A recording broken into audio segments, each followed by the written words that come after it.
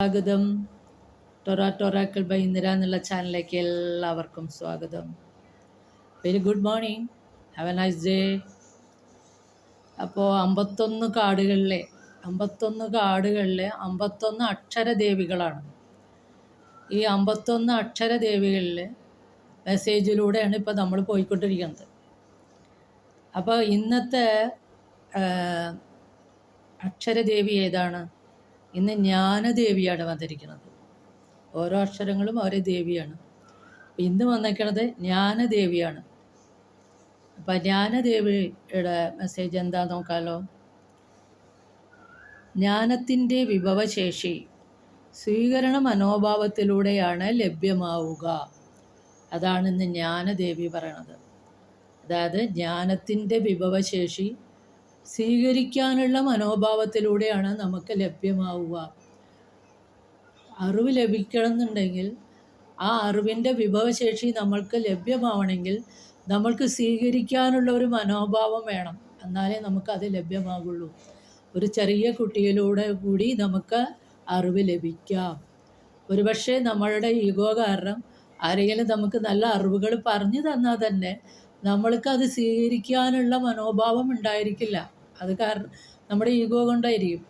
അപ്പോൾ ഇവിടെ ഈ ജ്ഞാനദേവി, അറിവിൻ്റെ ദേവത നമ്മളോട് പറയണത് ജ്ഞാനത്തിൻ്റെ വിഭവശേഷി സ്വീകരണ മനോഭാവത്തിലൂടെയാണ് നമുക്ക് ലഭ്യമാകുക. പല പ്രഭാഷണങ്ങൾ നടക്കുന്നതും ദിക്കിലും പല സത്സംഗം നടക്കുന്ന സ്ഥലങ്ങളിലും വളരെ കുറച്ച് ആൾക്കാർ മാത്രമേ ഉണ്ടാവാറുള്ളൂ അത് കേൾക്കാനായിട്ട്. കാരണം അവിടെ ജ്ഞാനത്തിൻ്റെ വിഭവം നടക്കുകയാണ്. അവിടെ അത്രയും ജ്ഞാനമാണ് അവിടെ പറഞ്ഞുകൊണ്ടിരിക്കുന്നത്. ഈ ഭാഗവതമായാലും ദേവി ഭാഗവതമായാലും ഈ 18 പുരാണങ്ങൾ വേദവ്യാസൻ രചിച്ചിരിക്കുന്നത് വേദങ്ങൾ സംസ്കൃതം ആയതുകൊണ്ട് സാധാരണ ആൾക്കാർക്ക് അത് മനസ്സിലാക്കാൻ ബുദ്ധിമുട്ടാണ്. അപ്പോൾ അതിലെ തത്വങ്ങളെ ഉൾക്കൊള്ളിച്ചുകൊണ്ട് 18 പുരാണങ്ങൾ വേദവ്യാസൻ രചിച്ചതാണ്. അപ്പോൾ അത് കഥകളിലൂടെ തത്വങ്ങൾ ഉൾക്കൊള്ളിച്ചുകൊണ്ടാണ് ഈ പ്രഭാഷണങ്ങളും സപ്താഹങ്ങളും ഒക്കെ നടക്കുന്നത്. അവിടെ ഒരു ജ്ഞാനത്തിൻ്റെ വിഭവം തന്നെയാണ് അവിടെ നടക്കുന്നത്.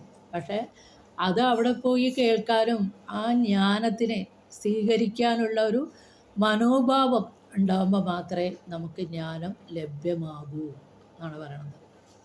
ഈ ഭാഗവതമായാലും ദേവി ഭാഗവതമായാലും രാമായണമായാലും ഏത് പുരാണങ്ങളായാലും അത് നമ്മുടെ കഥയാണ് പറയണത്. നമ്മൾക്ക് വേണ്ടിയിട്ട് ഉള്ള കഥകളാണ്. നമ്മുടെ നന്മയ്ക്ക് വേണ്ടി ഋഷീശ്വരന്മാർ തപസ് ചെയ്ത് വേദവ്യാസനെ പോലെയുള്ളവർ രചിച്ച പുരാണങ്ങളാണത്.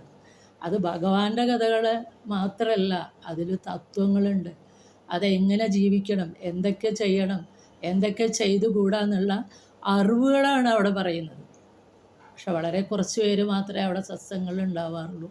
അതുകൊണ്ടാണ് ഇവിടെ ഈ ജ്ഞാനദേവി പറയണത് എന്താ വെച്ചാൽ ജ്ഞാനത്തിൻ്റെ വിഭവശേഷി സ്വീകരണ മനോഭാവത്തിലൂടെ മാത്രമേ ലഭ്യമാവുള്ളൂ.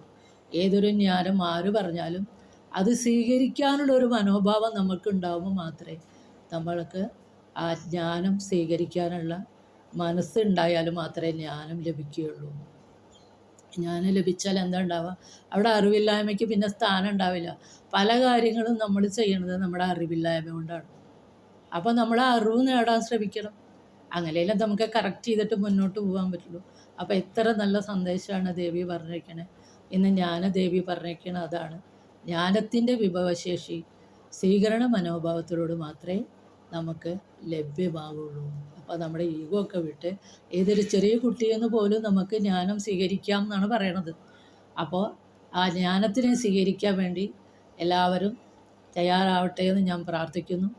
അപ്പോൾ ഇത് ഭഗവതിയുടെ സന്ദേശം, ഈ ഭഗവതിയുടെ അനുഗ്രഹം നിങ്ങൾക്ക് എല്ലാവർക്കും അറിവ് സമ്പാദിക്കാനുള്ളൊരു വഴി തയ്യാറാക്കി തരട്ടെ എന്ന് ഞാൻ പ്രാർത്ഥിക്കുന്നു.